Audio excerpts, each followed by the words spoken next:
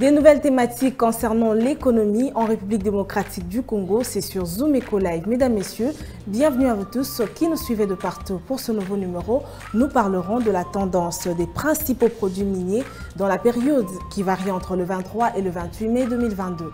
Nous aurons aussi des précisions dans le dossier du jour sur le gouvernement de la République démocratique du Congo qui a lancé l'opération d'identification biométrique des agents du secteur public. Benita Mouni nous en parlera avec plus de précision. Patrick Bomboka nous reviendra aussi avec des nouvelles analyses à noter. Mais avant d'y arriver, commençons par les nouvelles en bref et retrouvons-nous juste après.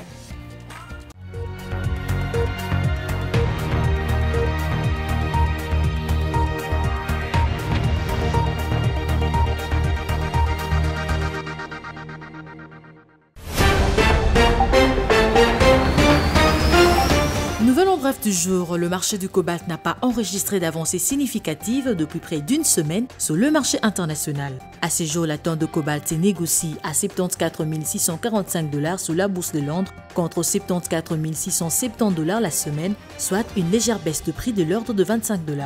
Il y a 2 semaines en arrière, la tonne de cobalt était vendue à 81 485 $ sur le marché international de métaux. Comptant parmi le pays producteur et exportateur de cette matière première, la République démocratique du Congo garde un œil rivé sur l'évolution de ses produits à l'international. Autre chose, l'Office de voirie et drainage annonce avoir exécuté à hauteur de 90% les travaux du programme Tshilé-Djelou dans la ville de Mbuji-Mayi, chef-lieu de la province du Kasaï oriental. D'après le directeur provincial de l'OVD, Trésor Kachala, les artères provinciales de cette ville sont de nouveau praticables pour tous les engins roulants ainsi que le piéton. Plus de détails sur zoomeko.net.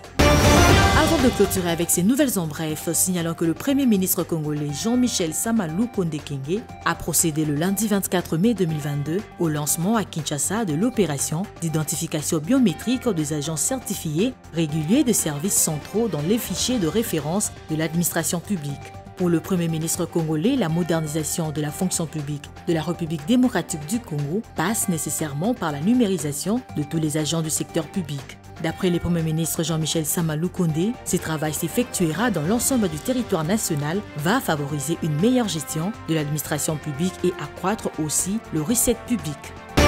Enfin, le groupe de la Banque africaine de développement a ouvert le mardi 24 mai 2022 ses assemblées annuelles 2022 à Accra, la capitale du Ghana. C'était en présence d'hommes d'État, de politiciens et des technocrates africains de premier plan.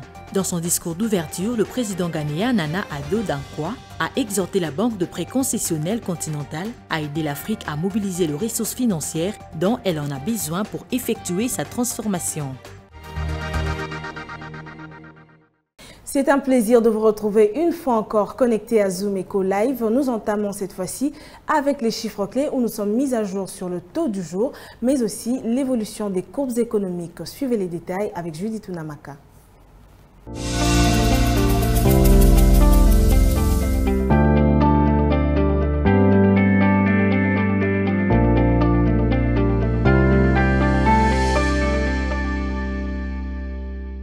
Pour ce nouveau numéro, avec vous, Judith Unamaka, nous parlons de la tendance des principaux produits miniers sur le marché international. Bienvenue. Merci Piombo. Alors pour commencer, quelle est l'évolution du taux du jour sur le marché officiel que parallèle?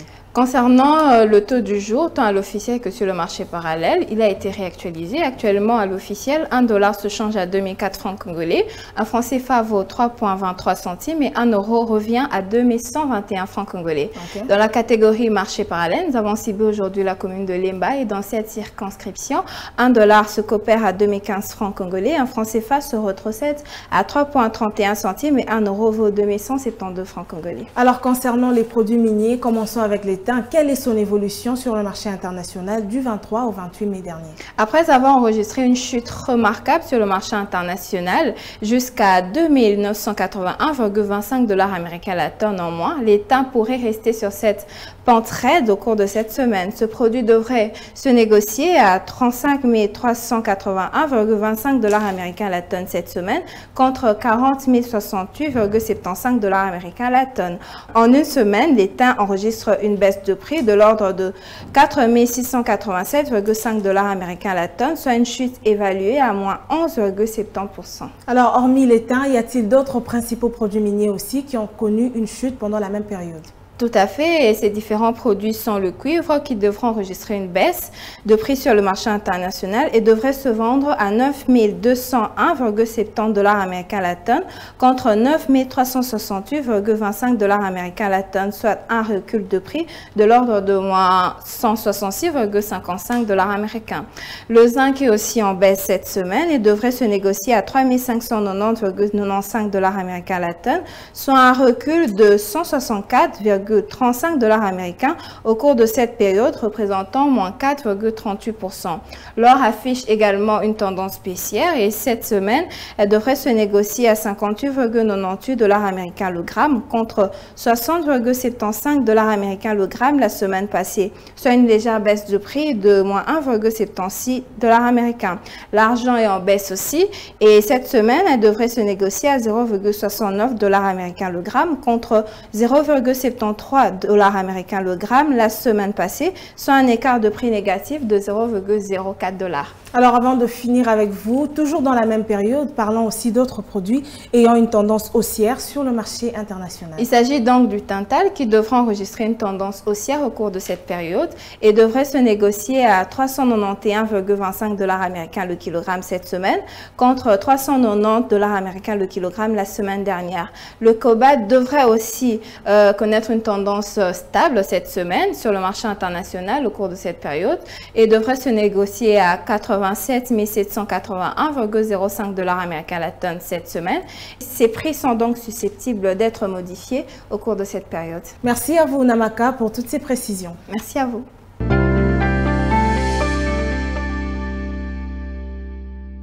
Quelles sont les avancées à noter sur l'opération d'identification biométrique des agents du secteur public par le gouvernement de la RDC? Benita Mweni nous en parle. Restez branchés.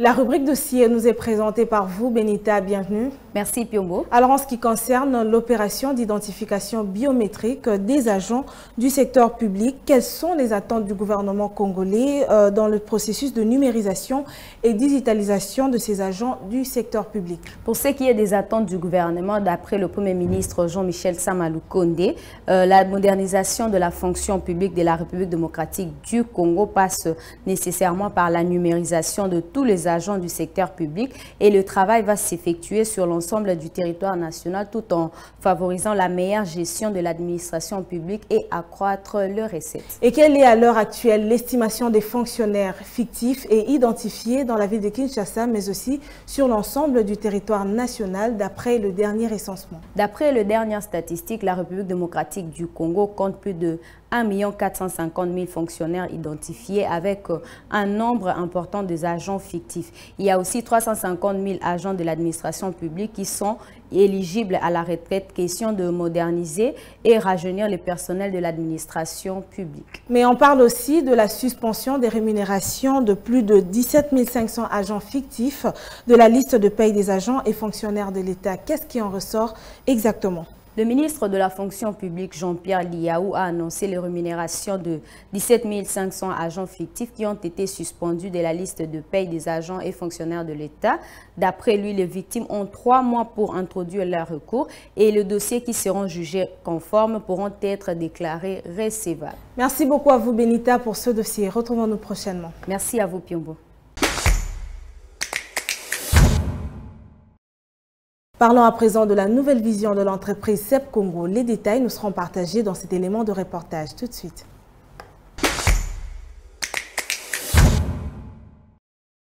Au-delà d'être une entreprise experte en logistique pétrolière, CEP Congo met aussi au centre de sa performance le personnel qui, très souvent, bénéficie des séances de formation, surtout en ce qui concerne la sécurité dans l'optique d'atteindre le risque zéro. Mais il en fallait plus, selon la direction générale, d'où l'organisation de cette séance d'échange avec le personnel sur l'éthique afin d'atteindre plus de performances. À l'issue de cette sensibilisation, si vous avez des questions, bien entendu, il y aura des questions après, mais il va passer du temps.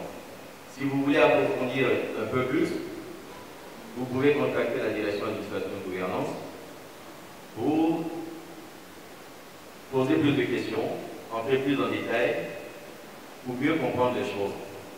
La première journée d'éthique a eu lieu ce 7 avril 2022 avec au menu un dialogue franc et sans tabou entre le top management et les agents. Nous demandons à tous les agents de respecter tout ce qui a été dit ici en termes de valeur pour l'entreprise. La survie de notre société dépend du respect de ces valeurs-là. Le maître mot était la promotion de la culture dans la bonne gouvernance au sein de l'entreprise, en se fondant sur ses valeurs notamment la sécurité, l'intégrité, la satisfaction client, la performance, le respect et la solidarité. Ceci a été ressorti dans le thème retenu par l'entreprise à l'occasion de la journée de travail. Je suis travailleur CEP Congo, je suis intègre. Après un jeu de questions-réponses, l'assistance en est sortie édifiée et sollicite auprès de la direction générale de CEP la régularité de ces échanges qui, selon eux, leur a permis d'apporter un plus dans ce mode de gestion participatif de l'entreprise. Parlons à présent entrepreneuriat. Il s'est tenu un forum à Bruxelles le 21 mai dernier. Il s'agit d'une grande messe qui a réuni plusieurs chefs d'entreprise et investisseurs des différents pays. Organisée par Level Up Makutano, DRC of the World, cette grande rencontre a mis au centre du débat la réussite dans les activités entreprises, suivant quelques réactions des participants.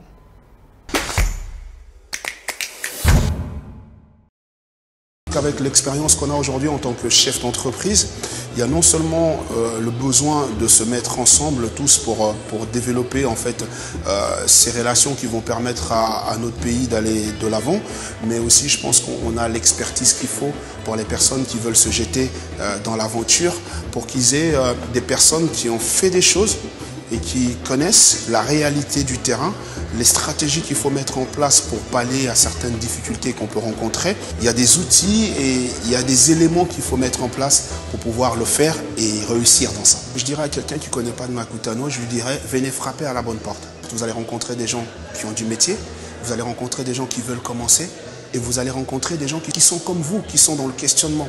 Et c'est important de se questionner. Quand on se questionne, ça veut dire que l'heure est venue d'aller chercher l'information.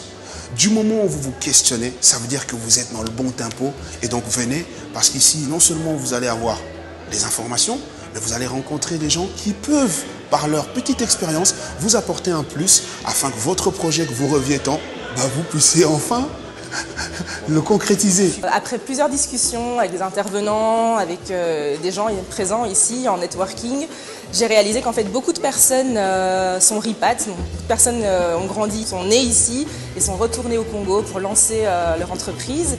Et en fait ça fonctionne. Et je me suis dit pourquoi pas moi. C'est ce que Level Up Makutano fait.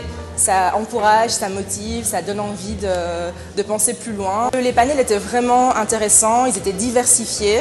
Quelqu'un a posé une question qui me concernait en fait et j'ai eu ma réponse. J'ai networké, ce qui est le but de l'événement, et on a échangé des cartes de visite et on a commencé à parler de certains projets. Donc je pense que c'est un très très bon boost. Vraiment heureuse d'avoir participé à Level Up. Et je recommande franchement à toute personne qui a envie d'avoir des informations sur un retour ou un investissement au Congo ou ailleurs en Afrique, de rejoindre ce type d'événement. De permettre aux gens de pouvoir avoir la bonne information, rencontrer les bons interlocuteurs et qu'ensemble nous puissions construire notre pays et pourquoi pas notre continent.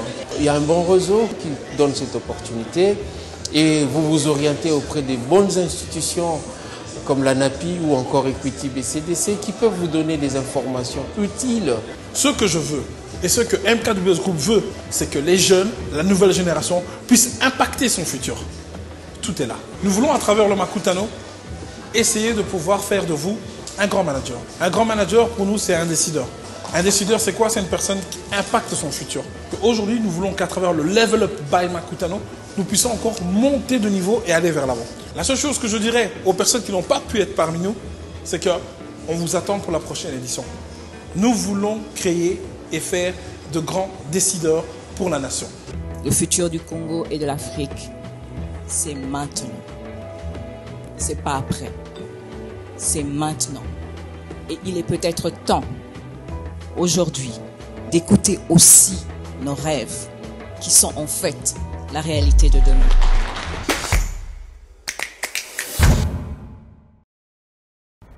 Et voilà, à ce forum, la République démocratique du Congo a aussi été valablement représentée via la Direction générale des impôts. Et à ce sujet, nous sommes déjà en ligne avec Madame Gadlive Langy. Bonjour.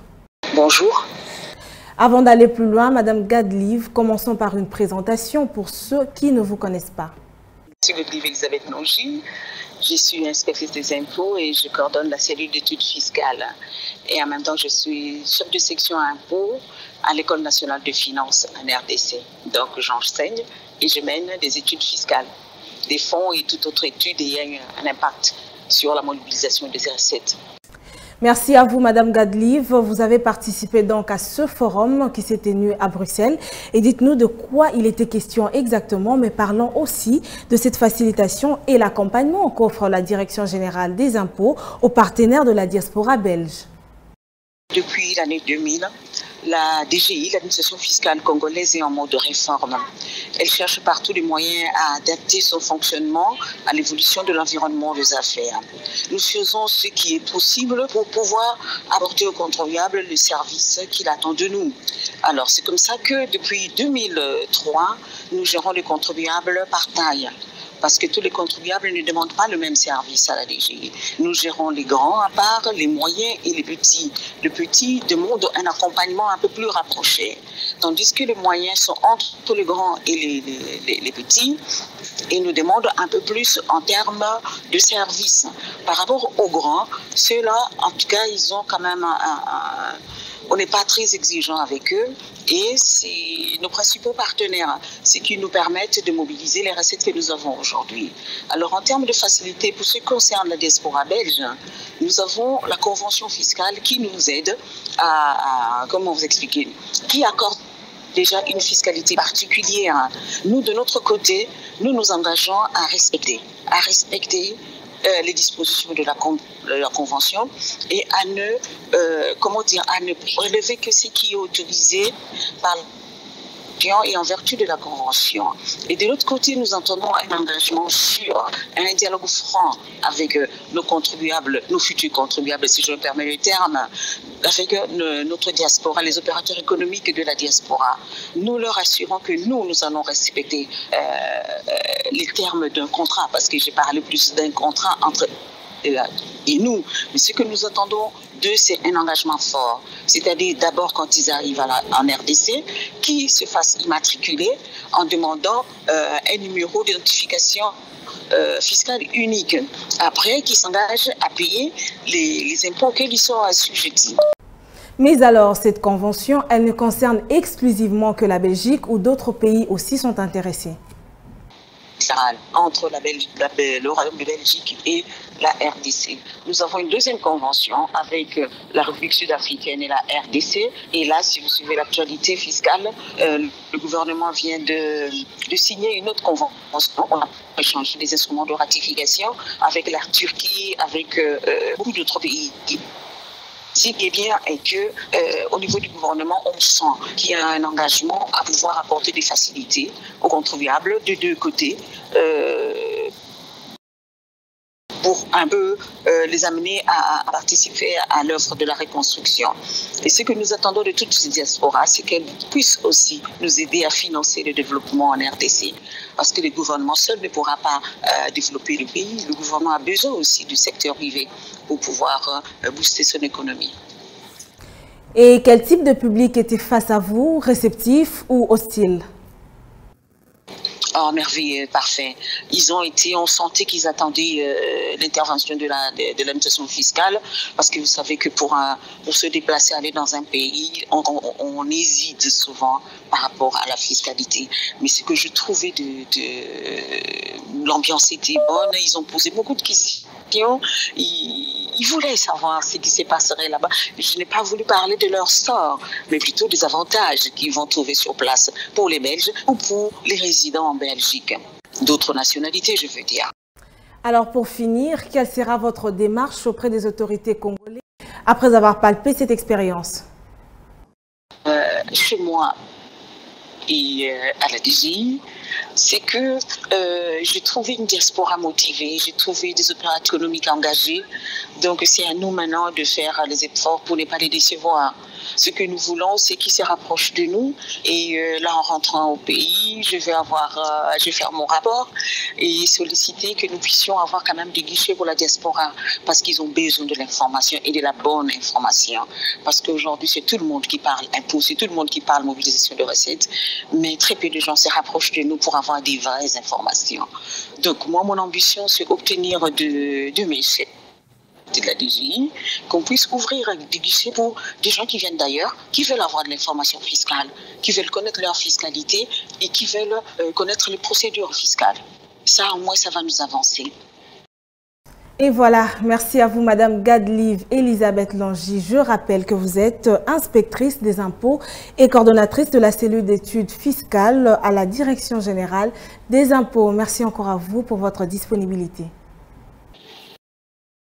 Poursuivons cette édition avec Patrick Bomboka dans la chronique du jour. Suivez.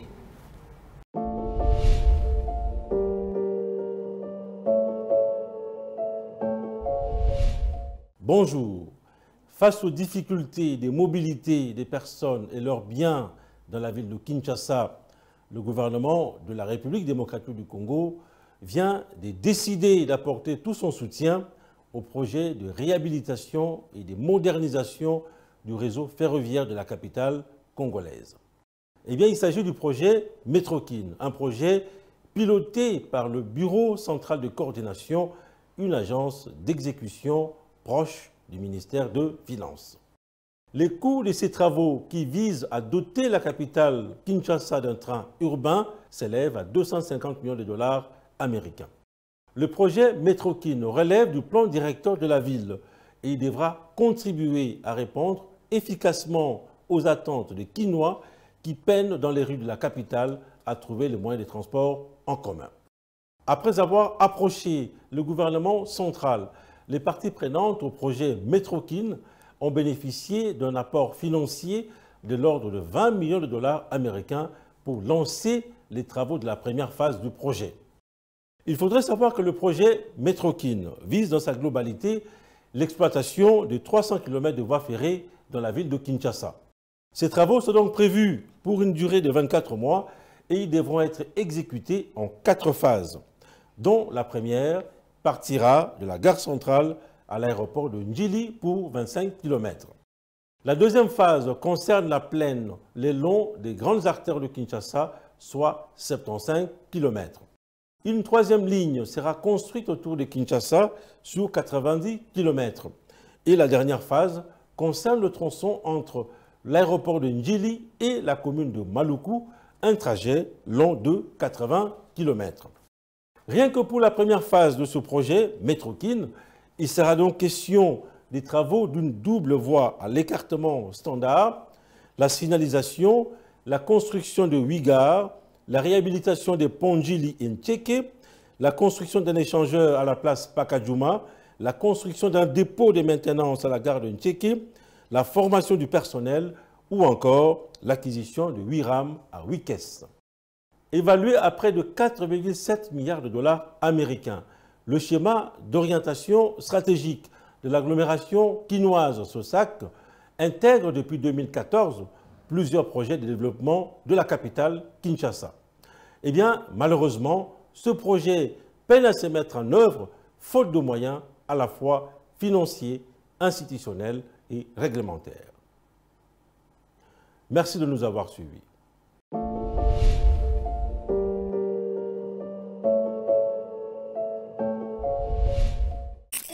Suivez-moi tout le jour à travers Zoom Wende sur Zoom Eco Live. Abonnez-vous sur notre chaîne YouTube. Zoom Eco Live, la référence de l'actualité économique en RDC. Et cette fois-ci, c'est Zoom Wende avec Naomi Kandé qui a circulé les différents marchés de la ville-province de Kinshasa pour nous ramener les prix des légumes. Zoom Wende, c'est tout de suite.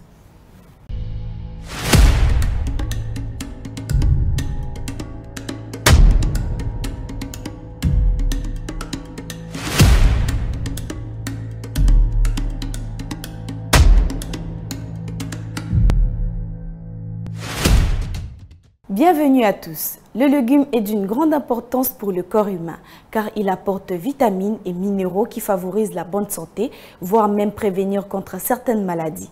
Alors, ce nouveau numéro Zoom Wendy vous emmène à découvrir le prix des différents légumes qu'on retrouve généralement à Kinshasa. C'est parti.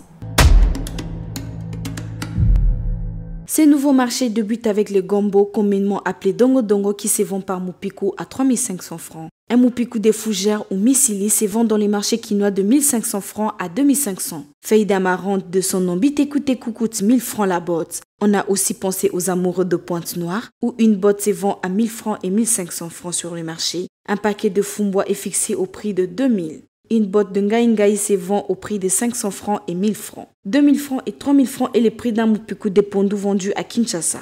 Pour le consommateur de choux verts, une pièce coûte 2000 francs et les choux rouges à 3500 francs. On a aussi pour vous le prix de choux-fleurs qui se vend à 3500 francs et 4000. Cela dépend de la quantité dont vous voulez vous procurer. Feuille de patate douce ou matembele coûte 500 francs et 1000 francs. Une botte de moudibou se vend à 500 francs et 1000 francs. Un Mupiku des épinards se vend à 1000 francs. On clôture notre marché avec de pommes de terre qui est un légume considéré comme féculent en raison de sa richesse en amidon. Cela coûte 3500 francs et 4000 francs par botte.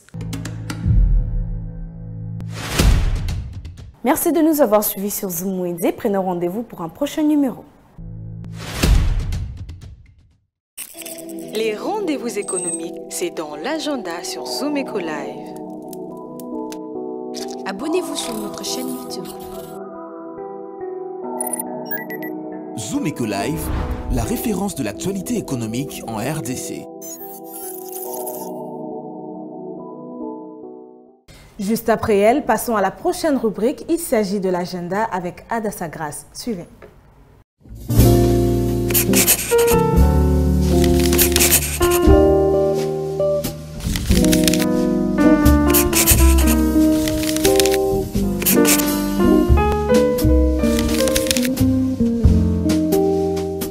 Bienvenue à l'agenda, voici les entrevues du jour.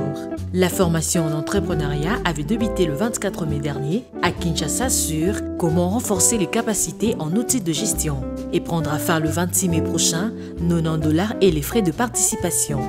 Target SRL, en partenariat avec la Chambre de commerce et d'industrie franco-congolaise, ont commencé ce mercredi 24 mai une nouvelle session sur les études de marché qui va se clôturer le 27 mai prochain de 9h à 12h à Kinshasa, avec comme frais de participation $330 pour les personnes membres et $370 pour le non-membre.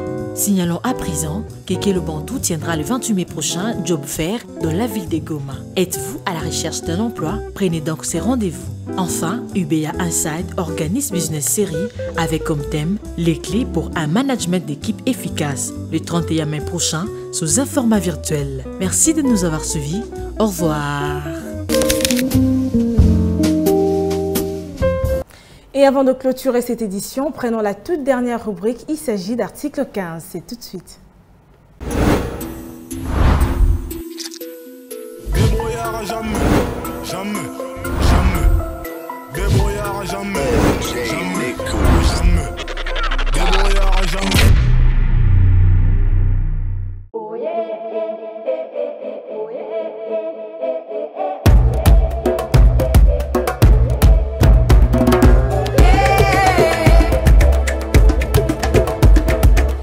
Mama chane tangadula.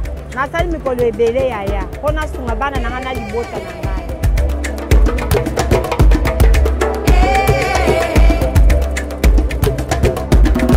Nakana taba 50,000 taba 60 mata 70,000. Kande na kiboso na teka ta 70,000. Na lumile 5,000 francs tolier.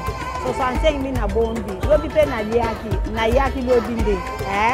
Na teki lisusu. Na longi 5,000 francs na lié au mutu na bombi yango. Tant na osala une semaine a changé à $100 na bombi nanga.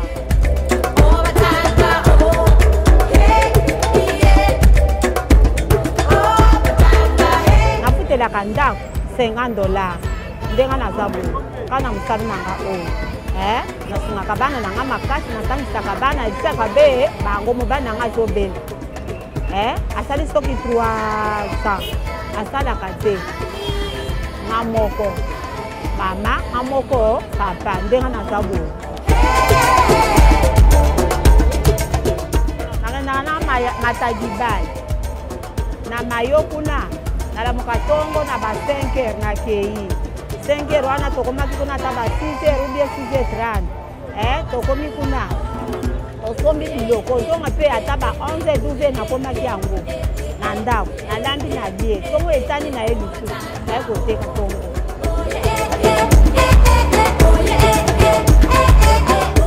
Yango na senga bakonzi ya mboka bakisa biso ba dollar emati makasi.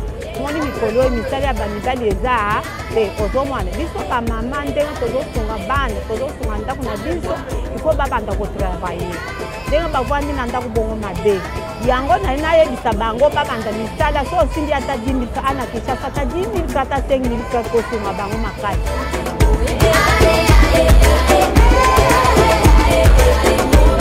Dollar kita ya yango tosenga bakonzi ya mboka balindisa biso bakisa biso badolara babiloko ekota ekita po babikolo toza na pasi ebele mpona dolar emati makasi yango mokonzi ya mboka ayokela biso mawa asala mwaye po akisa dolar biso tozwa mwaye bamama biso bamama toza na pasi ebele makasi.